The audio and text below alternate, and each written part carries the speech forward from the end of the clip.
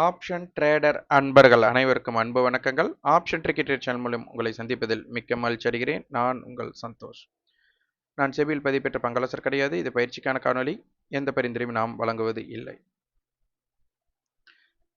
இன்னைக்கு நம்மளுடைய காணொலி கொஞ்சம் சிறிது டைம் எடுக்கும் அப்படின்னு நினைக்கிறேன். அதனால் நான் ரொம்ப ஸ்லோவாக போகிறேன் அப்படின்னு நீங்கள் நினச்சிங்க அப்படின்னா நீங்கள் ஸ்பீட் பண்ணி நீங்கள் வீடியோவை பார்த்து கொள்ளுங்கள். பலர் ஆப்ஷன்ஸ் ட்ரேடில் என்ன நடக்குது, மார்க்கெட்டுக்குள்ள என்ன தாக்கங்கள் எப்படி பார்க்கணும் அப்படின்னு தெரியாமல் நீங்கள் கேண்டில் ஸ்டிக்கை மட்டும் பார்த்து தான் நீங்கள் ட்ரேட் பண்ணுறீங்க. அது நமக்கு ஆப்ஷன்ஸ் பிரீமியத்துக்கு உதவாது. ஏன் அப்படின்னா நமக்கு இதில் ஆப்ஷன் கிரீக்ஸ்ன்ட்டு ஒரு வேல்யூ, ஒரு கணக்கீட்டோட அடிப்படையில் இது உட்காந்துருக்கு.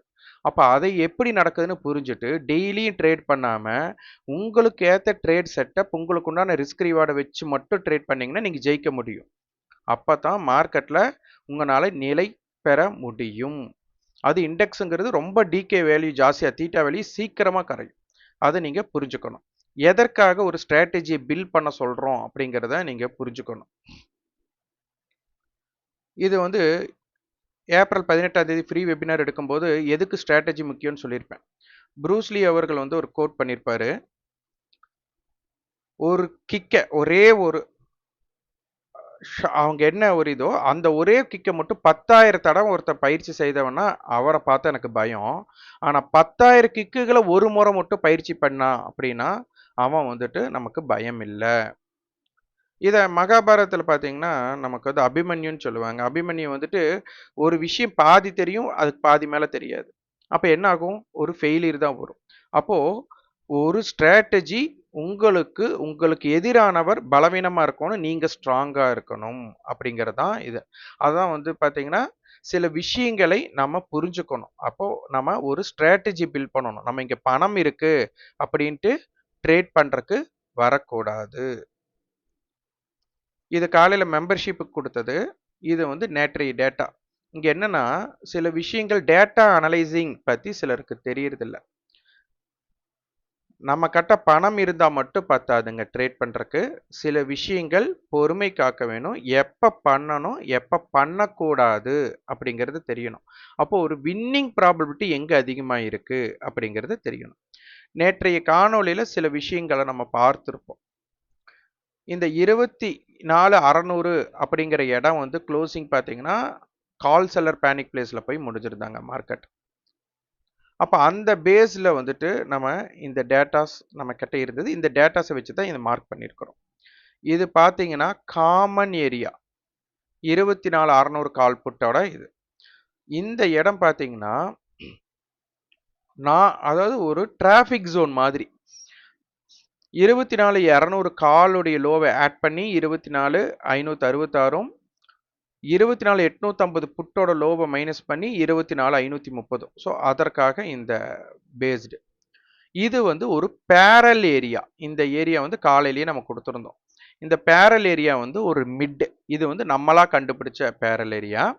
ஆனால் மார்க்கெட்டே நேற்று ஒரு பேரல் ஏரியாவை கிரியேட் பண்ணுறக்கு ஆக்டிவ் கான்ட்ராக்டில் 24,500 கால் புட் ஸ்ட்ராடல் இருந்தது அப்படிங்கிறத நேற்று நம்ம பார்த்துருந்தோம்.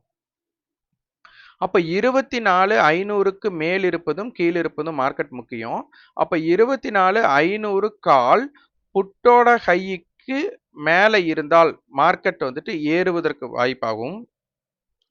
24,500 புட்டு காலோட ஹைக்கு மேலே இருந்தால் மார்க்கெட் இறங்குவதற்கு ஒரு வாய்ப்பாக அமையும் அப்படின்னு பார்த்துருந்தோம். அப்போ நம்மளா பார்த்த ஒரு பேரல் ஏரியாவை இன்னைக்கு மார்க்கெட் எவ்வளவு தூரம் இம்பேக்ட் பண்ணியிருக்கு அப்படிங்கிறத நம்ம பார்க்கணும். அடுத்த விஷயம் 24,600 புட்டோட இந்த 250 பாயிண்ட்டை கழிச்சு தான் இது புட் செல்லர் பேனிக் ஏரியாவை நம்ம கண்டுபிடிச்சிருக்கிறோம்.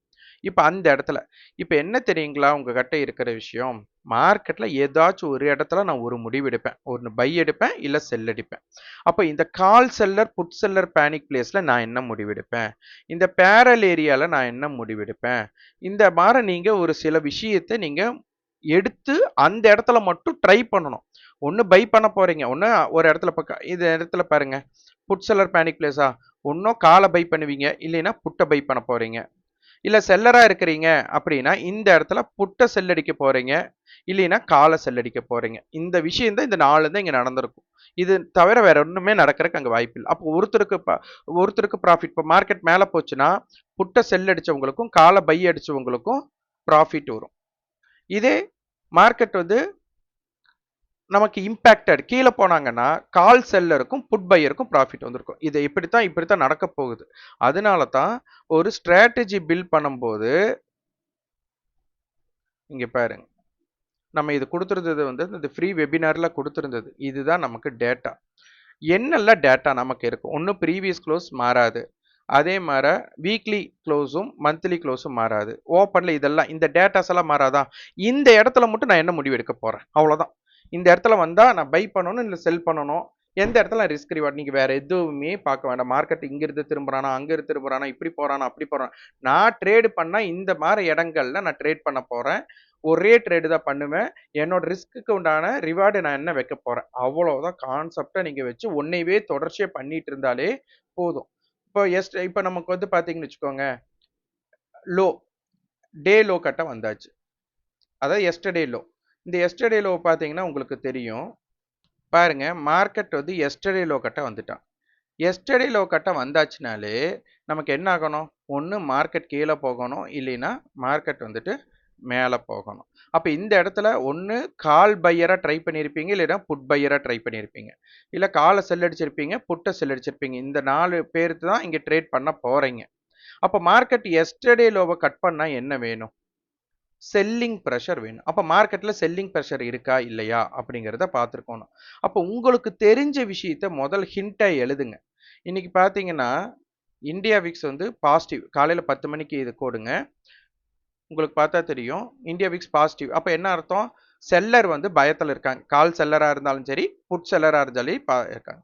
Negative open 24,450 to 500 impact area தான் நமக்கு பேரல் லைன். இது வந்து நம்ம காலையில் மார்னிங்கில் மெம்பர்ஷிப்பில் கொடுக்குறவங்களுக்கு கொடுத்தது இந்த இதை. அடுத்து ஏடிஎம் 235 ரூபா, டிகே பெருசா இல்ல. நேற்றைய லோ அருகில் சந்தை இருக்கு. புட் சைடு வந்துட்டு ITM to OTM put same பெர்சன்டேஜில் இருக்காங்க. அப்ப இது வந்து ஒரு லிக்விடிட்டி இல்லை அப்படிங்கிற ஒரு விஷயத்தை நம்ம காமிக்குது. அப்ப அந்த இடத்துல என்ன நடக்குதுன்ட்டு ரிசர்ச் பண்ணணும். இந்த இடத்துல நான் பை பண்ணவோ செல் பண்ணவோ சொல்ல. அந்த இடத்துல நீங்க ஏதாச்சும் ஒரு முடிவு எடுத்து பாருங்க. அந்த முடிவுக்கு உங்களுக்கு என்ன ரிசல்ட் கிடைக்குது அப்படிங்கிறத பார்க்கணும். அடுத்தது புட் சைடு வந்துட்டு போது ஆய்வு செய்யுங்கள் சொல்லிட்டு +20% கீழ் நிலை பெற்றால் அப்ப இவங்களோட ஸ்ட்ரென்த் என்ன? அப்ப மார்க்கெட் மேல போறதுக்கு வாய்ப்பு. அப்ப கால் விலை ஏற்றம் அடையுதா? அப்படி இல்லைன்னா +20 to 30% மேல் நிலை பெற்றால் மீண்டும் சந்தை தாக்கம் கீழ் நோக்கி இருக்கும். 24,450 to 475 இம்பாக்ட் ஏரியா. அதனால இந்த இடத்தில் சந்தை எங்கு செல்வது என்று முடிவெடுக்கும் அப்படின்னு கொடுத்தாச்சு. அப்ப இங்க என்ன மார்க்கெட் டிசைட் எடுத்திருக்கு அப்படிங்கிறது நீங்க பார்த்தாலே தெரியும். இது நம்ம 10:58 11 மணிக்கு கொடுத்தாச்சு. இப்ப மார்க்கெட் பாத்தீங்கன்னா இந்த இடத்துல என்ன பண்ணிருக்காங்கன்னு பாருங்க. இந்த இடத்துல நம்ம சொன்ன லெவல்ல தான் டிசைட் பண்ணிருக்காங்க. அடுத்தது புட் செல்லர் பேனிக் பிளேஸ். இந்த 2 இடத்துக்குள்ளேயே சுத்திட்டு இருந்திருக்காங்க. அப்ப மார்க்கெட் வந்து நாளைய தினம் எந்தெந்த இடத்துல இருந்தா இப்ப லோவை கட் பண்ணி ஓப்பன் ஆகலாம், இல்ல மார்க்கெட் பாசிட்டிவ் ஓப்பன் நடக்கலாம், என்ன நடக்கலாம்? அப்ப இந்த இடத்துல 24,450க்கு மேலையும் 500க்கு மேல இருந்தா என்ன நடக்குது? இல்ல இது கட்ட எப்படி இருந்தா இருக்கு? எது பாசிட்டிவ் ஓப்பன் கிடைக்கும் போது, இல்ல மார்க்கெட் வந்து நமக்கு கேப் டவுன் ஓப்பனோ நெகட்டிவ் ஓப்பனோ கிடைக்குது அப்படின்னா மார்க்கெட் அந்த இடத்தில் நமக்கு இந்த 350க்கு கீழே மார்க்கெட் வர்த்தகம் ஆகிற வர அப்ப இந்த 24,600 கால் புட்டோட டேட்டா எடுத்தீங்களா? இன்னைக்கு டேட்டா வச்சுட்டு அந்த டேட்டா வைஸ் நம்மளுக்கு அங்க கால் செல்லர் புட் செல்லரோட பேனிக் பிளேஸை நம்ம பிடிக்கணும். அப்புறம் எதற்காக இந்த லெவல்ஸ் நம்ம போட்டிருக்கோம்? இங்க இருக்கிற லெவல் எல்லாமே இங்க இருக்கிற டேட்டாவை வச்சு கூட்டி கழிச்சு தான் போட்டிருக்கிறோம். ஏன் போட்டிருக்கோம் அப்படின்னா நம்மளோட விஷன் என்ன அப்படின்னா எக்ஸ்பைரியில வந்துட்டு ஸ்பாட் ஈக்குவல் டு ஃபியூச்சர் ஆகணும் அப்படிங்கிறது இங்க ஒரு கோடிங்கா கொடுத்துட்டாங்க. யாருக்கு? ஸ்பாட்டுக்கும் ஃபியூச்சருக்கும். நம்ம பண்றது ஆப்ஷன்ஸ் ட்ரேட் அப்படிங்கிறதுனால ஐடிஎம் ஆப்ஷனுக்கு மட்டும் என்ன இருக்கும்னா இன்ட்ரின்சிக் வேல்யூ இருக்கும், எக்ஸ்ட்ரின்சிக் வேல்யூ 0 ஆயிடும். ஏடிஎம்முக்கும் ஓடிஎம்முக்குமே 0 ஆயிடும். ஏன்னா அதில் எக்ஸ்ட்ரின்சிக் வேல்யூ மட்டும்தான் இருக்கும், இன்ட்ரின்சிக் வேல்யூ இருக்காது. அதனால இது நேத்து வந்துட்டு ப்ரீவியஸ் க்ளோஸ் ஏடிஎம் ஸ்ட்ரைக்கு நம்ம இதுக்கு பெயர் வச்சிருந்தோம். இதுக்கு காமன் ஏடிஎம் மீட்டிங் பாயிண்ட், இதுதான் தீட்டா வேல்யூன்னு சொல்லுவாங்க. இந்த வேல்யூ வந்து எக்ஸ்பைரியில யார் ஏடிஎம்மா இருக்காங்களோ அவன் 0 ஆயிடணும். யாரு ஏடிஎம்மா இந்த ஸ்ட்ரைக் ஆகும் நான் சொல்லவே கிடையாது. யாரு ஏடிஎம், அப்போ இதுல இந்த 24,600 கால் புட், அப்ப 600க்கு கீழே இருந்தா இவங்க ஐடிஎம், யாரு புட்டு. 600க்கு மேல இருந்தா கால் வந்து ஐடிஎம். அவ்வளவுதான். அப்போ இந்த இடத்துல வேல்யூ கிடைச்சிருச்சு. அதனால தான் இந்த பேஸ்டு நான் சொல்லிட்டேன். 24,600 கால், இந்த 230 நீங்க என்ன பண்ணுவீங்கன்னா பை பண்ணிட்டு ஒரு 20 பாயிண்ட் 30 பாயிண்ட் ப்ராஃபிட் வந்தா நீங்க கட் பண்ணிட்டு இதோட கான்செப்ட் உங்களுக்கு தெரியாது. ஆனா 24,600 காலுக்கு இந்த 234 ரூபாய் வேல்யூ வேணும் அப்படின்னா 24,834 அப்படிங்கிற இடத்துல உங்களுக்கு ஸ்பாட் அண்ட் ஃபியூச்சர் ரெண்டும் இணைந்து தான் க்ளோஸ் ஆகும். இந்த இடத்துல க்ளோஸ் ஆனது இது காஸ்ட் பிரைஸா இருக்கும். நீங்க என்ன நினைப்பீங்க, 234க்கு பை பண்ணிட்டேன், 254 64 நான் போனா நான் கொடுத்துட்டேன்னா எனக்கு ப்ராஃபிட் அப்படின்னு நினைப்பீங்க. ஆனா அப்படி கிடையாது. எக்ஸ்பைரி பாயிண்ட் ஆஃப் வியூல இந்த ரேட் இருக்கணும். அவ்வளவுதான் விஷயம். நீங்க ஹோல்டு பண்றீங்க, நீங்க இன்னைக்கு ப்ராஃபிட் அண்ட் லாஸை கட் பண்ணல அப்படின்னா இந்த ரேட். அதே மாதிரி 24,600 புட் என்னன்னா 246 ரூபாய் வேணும்னா மார்க்கெட் 24,350 அப்படிங்கிற இடம் வந்திருக்கும். இதற்கு கீழே க்ளோஸ் ஆனா தான் 24,600 புட்டுக்கு என்ன ஆகும் அப்படின்னா உங்களுக்கு பயப்படுவார்கள். அதனாலதான் செல்லரோட பாயிண்ட் ஆஃப் வியூல அப்ப இந்த இடம் 0 வேல்யூ இருக்கிறவன் 234 ரூபா 234 ரூபா இருக்கிறான். அப்ப இந்த ஐடிஎமா மாறினா என்ன அப்படிங்கிற பேஸ்ல தான் நம்ம இந்த கணக்கீடே போட்டிருக்கோம். அப்போ 24,600க்கு மேல மார்க்கெட் வேணும் அப்படின்னா இந்த 24,350 அதுக்கு தான் நம்ம காணொலியிலே போட்டிருப்போம். இந்த 24,350 இங்க பாத்தீங்கன்னா உங்களுக்கு தெரியும் இந்த ப்ரீவியஸ் க்ளோஸ் இருக்கு. இந்த 387 152 கழிச்சிடணும். அப்ப இதுல பாத்தீங்கன்னா 5 8ல 5 போச்சுன்னா 3 2 இந்த 235 ரூபாய்க்கு மேல இந்த 24,350 கால் இருந்தா மட்டும்தான் எப்போது வேணாலும் மார்க்கெட் 24,600 அடைய முடியும். அப்ப இவங்க 235க்கு கீழே சஸ்டெயின் ஆகுறாங்கன்னா மார்க்கெட் 24,600 வர்றதுக்கு வாய்ப்பே கிடையாது. அப்படிங்கறதா இங்க இருக்கக்கூடிய நமக்கு ஒரு டூல் கிடைச்சிருக்கு. ஏன்னா இது டோட்டலா இன்ட்ரின்சிக் வேல்யூ. இந்த ஏன் இந்த பிரைஸ் நான் கழிச்சேன்னா இது வந்து எக்ஸ்ட்ரின்சிக் வேல்யூ, டைம் வேல்யூவா இருக்கும்.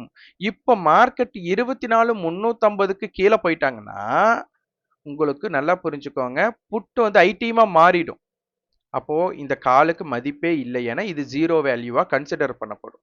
ஸோ இந்த பேஸ்டை நம்ம பிடிக்கணும். அப்போ இன்னைக்கு மார்க்கெட் எங்க க்ளோஸ் ஆனாங்க அப்படிங்கிறத பார்த்து அதற்குண்டான டேட்டாஸை நம்ம எடுக்கணும். அவ்வளோதான். அப்போ இந்த டேட்டாவை நம்ம எப்படி எடுக்கிறோம்னா இப்போ எனக்கு க்ளோசிங் செட்டில்மெண்ட் ப்ரைஸ் வந்து நமக்கு கிடைக்கல. அப்போ இதை பேஸ் பண்ணி எல்டிபி பேஸ் பண்ணி நான் கணக்கு பண்ணணும். ஓகே, அடுத்தது இங்க இருக்கிற டேட்டாஸ் நான் என்னென்ன பார்த்தேன் அப்படிங்கிறது எல்லாமே பதிவு பண்ணிடுறேன். இங்க பாத்தீங்கன்னா உங்களுக்கு தெரியும் மார்க்கெட் வந்துட்டு 377 லாஸ்ட் ட்ரேடிங் பிரைஸா இருந்திருக்கு. இங்க பாத்தீங்கன்னா புட் ஆப்ஷன் ஹை கட்ட இல்லை, 307 அவனோட ஹை. ஆனா எவ்வளவு இருக்கான், 260 இருக்கான். கிட்டத்தட்ட 50 பாயிண்ட் இறங்கி இருக்கு. இதே கால் பிரைஸ் பாருங்க, லோ 178. இது யாரோட டேட்டா அப்படின்னா 24,450. ஏன்னா அதான் நான் பிரேக் ஈவன் பாயிண்டா நம்பிச்சு அந்த பார்த்ததுனால நான் இதை பதிவு பண்றேன். இங்க தான் அந்த வேல்யூவே இருக்கு. நம்ம பாருங்க, நம்ம வந்துட்டு ஒரு online free webinar 2 online free webinar எடுத்துட்டோம். அதுல வந்துட்டு காமா எஃபெக்ட்ல மார்க்கெட் இறங்குனா புட் ஆப்ஷனுடைய விலை ஏறணுங்கிற அவசியம் இல்லை, காலுடைய விலையை மட்டும் இறக்கி இறக்கி மார்க்கெட்டை இறக்கலாம் அப்படிங்கிறத இங்க நம்ம கொடுத்துருக்குறோம். அந்த எக்ஸ்பிளைன் பண்ணியிருப்போம். அதே மாதிரிதான் மார்க்கெட் இங்க என்ன பண்ணியிருக்காங்கன்னா புட்டோட ஹை கட்ட மார்க்கெட் இல்லை, ஆனா காலோடைய வேல்யூ மட்டும் இறக்கி மார்க்கெட்டை இறக்கி இருக்காங்க. அப்போ கால்லோ கட் ஆயிருக்கு. இது நம்ம இங்க தெரிஞ்சிருக்கணும். ஓகே, இப்போ நாளைக்கு உண்டான டேட்டாக்கு நம்ம பாருங்க 24,400 கால் புட்டு. இதுதான் பார்த்தீங்கன்னா நியர்பை இருக்காங்க, 25 புள்ளிகளுக்கு க்ளோசிங்கே கிடைச்சிருச்சு. இப்போ செட்டில்மெண்ட் ப்ரைஸ் கிடைச்சாச்சு. அப்போ நமக்கு பார்த்தீங்க அப்படின்னா 220 அப்படிங்கிற காமன் ஏடிஎம் பாயிண்ட் இது கிடைச்சிருக்கு. இதோட டிஃபரன்ஸ் கிடைச்சிருக்கு. அப்ப இந்த 220 நான் ரவுண்ட் ஆஃப் 200ன்னு எடுத்துக்கிறேன். இப்ப என்னன்னா 24400ஓட அடிப்படையில 24200ம் 24600ம் இந்த டேட்டாவை நான் வச்சுக்கிறேன். இதுதான் வந்துட்டு புட் செல்லர் பேனிக் பிளேஸ், இது கால் செல்லர் பேனிக் பிளேஸ். அப்போ 24350ங்கிறது நமக்கு நேற்றைய டேட்டா இருக்கு பாத்தீங்களா, அதுல புட் செல்லர் பேனிக் பிளேஸ். அப்போ மார்க்கெட் 350க்கு கீழே இருந்தால் புட் ஆப்ஷன்ஸ் ப்ரீவியஸ் க்ளோஸுக்கு மேலையும் எஸ்டர்டே ஹைக்கு மேலையும் இருந்தால் மார்க்கெட் 24200 மட்டும் கொண்டு போறதுக்குண்டான வாய்ப்பா இருக்கலாம். அப்போ நமக்கு இந்த 24200 டேட்டா நமக்கு வேணும். அப்போ 24200 டேட்டாவை நான் போயிட்டு இங்க என்ன பண்றேன்னா இந்த பிரைஸை கழிக்க போறேன். 327ல இருந்து இந்த 147 கழிக்க போறேன். அப்ப 0 இது 12 80 2ல 1 போச்சுன்னா 180. இவங்க 180 ரூபாயை நமக்கு கட்டே ஆகல அப்படின்னா மார்க்கெட் வந்துட்டு இந்த கால் ஆப்ஷன் 180 அப்படிங்கிறத கட் ஆகலைன்னா எப்போ வேணாலும் மார்க்கெட் 24400 வர்றதுக்குண்டான வாய்ப்பு இருக்கு அப்படின்னு அர்த்தம். அதே மாதிரி 23600 சாரி 24600 24600 வந்து பார்த்தீங்கன்னா அதே போல இவங்க 220 அப்படிங்கிற விலையை கட் பண்ணலன்னா மார்க்கெட் 24400க்கு கீழே தான் இருப்பாங்க அப்படிங்கிறது அர்த்தம். ஸோ இதை நம்ம பார்க்கணும். இங்கே என்ன பண்ணியிருக்கேன்னா டோட்டல் இன்ட்ரென்சிக் வேல்யூ மட்டும் எடுத்துருக்கிறேன், டைம் வேல்யூவை கழிச்சுட்டு அதை நான் பேஸ் பண்ணியிருக்கிறேன். ஸோ இதையும் பார்த்து கொள்ளுங்க. அப்போ நேற்று அட்டவணையில் 24500 கால் புட் நமக்கு வந்து ஸ்ட்ராடல் இருந்தாங்க. இன்னைக்கு அட்டவணையில் என்ன இருக்காங்க அப்படிங்கிறத பார்த்து கொள்ளலாம். இன்னைக்கு அது 24400 மாறிட்டாங்க. அப்போ 24400 காலோட ஹைக்கு மேல புட் ஆப்ஷன்ஸ் வர்த்தகமானால் சந்தை கீழ் நோக்கி போறக்கும், 24400 கால் ஆப்ஷன் புட்டோட ஹைக்கு மேல டிராவல் ஆச்சுன்னா மார்க்கெட் மேல் நோக்கி போறக்கும் ட்ரை பண்ணுவாங்க. அப்ப இதுல ஹர்டலா நமக்கு இருக்கிறது 24500. ஏன்னா இது நேற்றைய தினம் கொடுத்த நமக்கு கண்ட்ரோல், அதாவது ஆக்டிவ் கான்ட்ராக்டோட ஸ்ட்ராடல் லெவல். அப்ப இது ரெண்டுமே எடுத்துக்கோங்க. அப்ப மார்க்கெட் முடிஞ்ச 24600 கால் புட் எடுத்துக்கோங்க. இன்னைக்கு மார்க்கெட் முடிஞ்ச 24400 கால் புட் எடுத்துக்கோங்க. அதே மாதிரி 24500 கால் புட் எடுத்துக்கோங்க, 24400 கால் புட் எடுத்துக்கோங்க. இதுதான் ஆக்டிவா இருக்க போற ஸ்ட்ரைக்ஸ். அப்ப இதை பேஸ் பண்ணி நீங்க டேட்டா அனலைசிங்க பண்ணுங்க. அடுத்தது மார்க்கெட்டை ப்ரீ ஓப்பன் ஸ்டாக். நான் நிறைய டைம் சொல்லியிருக்கேன், நம்ம ஃபாலோவர்ஸ் தெரியும், நான் வந்துட்டு அதிகமாக பின்பற்றுவது வந்துட்டு ப்ரீ ஓப்பன் ஸ்டாக்கை தான் நான் அதிகமாக பின்பற்றுவேன் அப்படின்னு தெரியும். இண்டெக்ஸ் ட்ரேடை வந்து நான் கம்மியாக தான் பண்ணுவேன், ஏன்னா நான் ஃபுல் டைம் உட்காந்து நான் ட்ரேட் பண்ணுறது கிடையாது. அப்போது எனக்கு தேவையானது என்னோட ஸ்ட்ராட்டஜி அமைஞ்சா, இதில் ஏன் எனக்கு இது தெரியுமில்ல, நீங்கள் இத்தனை பேர்த்துக்கு வந்துட்டு வீடியோ போடுறீங்க, இண்டெக்ஸை பற்றி போடுறீங்க, ஏன் நீங்கள் பண்ண மாட்டீங்கன்னு சிலரெல்லாம் கேள்வி கேட்கலாம். ஆனால் கேள்வி கேட்குறவங்களுக்கு ஒரு பதில், எனக்கு எது பெஸ்ட்னு படுதோ அதைத்தான் நான் பின்பற்றுறேன். எனக்கு தெரியுங்கிறதுக்காக நான் எல்லாத்தையுமே பண்ணணுங்கிற அவசியம் கிடையாது. அப்போ இங்க நான் வந்துட்டு அதிகமாக நிஃப்டி 50 ஸ்டாக்ஸை நான் பார்க்க மாட்டேன். நம்ம பார்க்கலாம், எது ஒன்றும் பிரச்சனை இல்லை. நான் வந்துட்டு செக்யூரிட்டிஸ் எஃப்என்டோ இன்னைக்கு பார்த்தீங்கன்னா கேப் அப் ஏதாச்சும் இருக்கா அப்படின்னு நம்ம பார்த்தோம். அதில் பெருசாக எனக்கு தெரியல. அதில் பார்த்தீங்கன்னா கேப் டவுன் ஸ்டாக்ல பார்த்தீங்கன்னா ஹெச்சிஎல் டெக் இருந்தாங்க. ஐடி செக்டாரே ஒரு டிராபேக்ல இருக்கிற மாதிரி எனக்கு தோணுச்சு. அப்புறம் நம்ம வந்து ஹெச்சிஎல் டெக்கை நம்ம தேர்ந்தெடுத்திருந்தோம். இப்போ நான் அதில் பண்ணினதை ஸ்க்ரீன்ஷாட் நான் இங்கே காட்ட நான் விரும்பலை.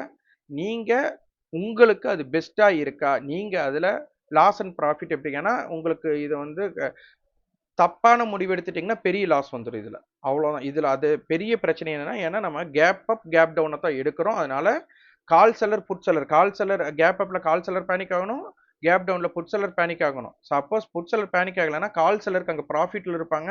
உடனே கால் செல்லர் ப்ராஃபிட்டை புக் பண்ணால் அது மொமெண்டம் அப்சைடாக மாறிடும். இன்னைக்கு பார்த்தீங்கன்னா ஓப்பன் 1345, ஹை 1358, 1281 லோ வந்திருக்காங்க. அப்போ கிட்டத்தட்ட பார்த்தீங்கன்னா நேற்றைய க்ளோஸில் இருந்து உங்களுக்கு கிட்டத்தட்ட ஒரு 140 10% இன்னைக்கு இறங்கியிருக்காங்க. ஸோ இதை உன்னிப்பாக நீங்கள் கவனிக்கணும். இதே பாருங்க ஆப்ஷன்ஸோட ப்ரீமியம் எல்லாம் எப்படி ரியாக்ட் ஆயிருக்குன்ட்டு. 1300 புட் பாருங்க. இன்னைக்கு லோ ரூ. 10.50. நேத்து ரூ. 3 இருந்தவங்க இன்னைக்கு அவனோட லோவே ரூ. 10. ரூ. 45க்கு க்ளோஸ் பண்ணியிருக்காங்க. அப்போ எவ்வளவு மடங்குன்னு பாருங்க வாய்ப்புன்ட்டு. லாஸும் வரக்கு வாய்ப்பு இருக்கு. அதனால உங்களுக்கு ஏத்த மாதிரி டிசைட் பண்ணிட்டு நீங்க ட்ரேட் பண்ண பார்க்கணும். நன்றி, வணக்கம்.